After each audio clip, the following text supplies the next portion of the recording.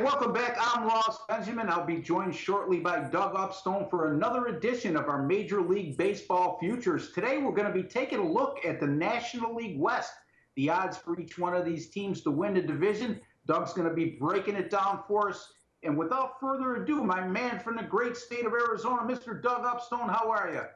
Ross, I am tremendous. I'm glad to be talking to you once again about some baseball. Really excited once again for another upcoming season. And yes, the National League West has some intrigue and some teams that are not so intriguing this year. I agree. So let's move on. I mean, who do you like? Who's your favorites to win this division, first of all? And then who do you see just without a chance? Okay, there's only one team that, in my opinion, that's capable of winning the division, and the Dodgers. Okay, obviously health issues are going to play a part, but this team is still loaded. From last year.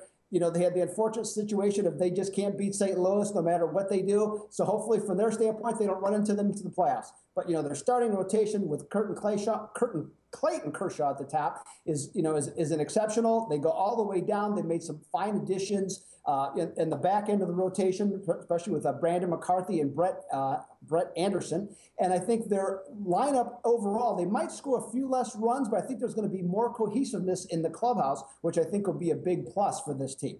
Now, my second choice, Ross, is the team that went just crazy in the offseason in making a number of trades, is San Diego. I think they're going to surpass San Francisco this upcoming season.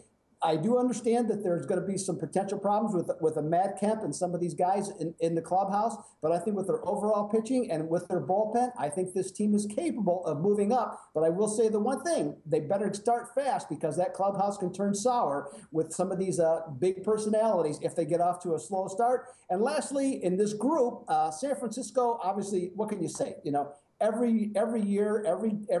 Every year they play hard. Okay, Bruce Bochy, in my opinion, is the best manager in baseball. I think they lost a little bit. It's from this past year. I think they'll slide back a little bit. I'm not sold on their starting pitching that much. A lot of things have to go well enough for that to occur. Maybe it will. I just don't think it's going to occur at this particular time. Your thoughts, Ross?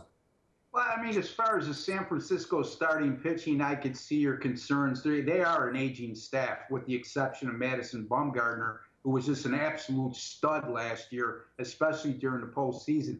As far as San Diego goes, it's not that I'm not sold on him, Doug. I don't like him at these particular odds, plus 350 or whatever they are to win the division. I think they're a little bit overvalued. My concerns are the same as your concerns. When you bring a bunch of new faces together for the first time, like San Diego is doing, and with all these moves during the offseason, chemistry is a very important issue when you bring a new club together like this. And boy, Matt Kemp has the potential to be an absolute cancer in the clubhouse. Justin Upton also is another guy that I would be a little concerned with. And those are two key cogs, in the middle of that lineup. So we'll see how this plays out. I do like their starting pitching. I'm not sold completely on their bullpen.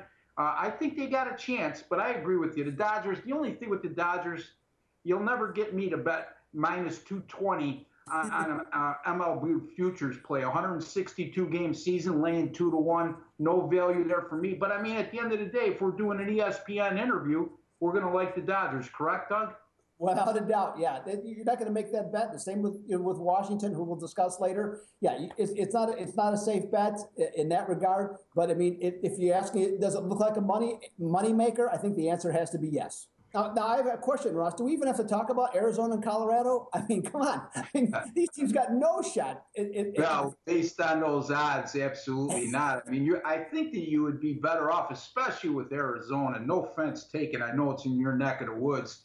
I would say your money would be better spent going and playing a daily or state lottery. You might have better odds anyway. But once again, Doug, thanks for joining me once again. Again, brilliant assessment on all these teams. And we'll be back for another edition of our MLB Futures Odds tomorrow. Thank you, and good luck to everyone.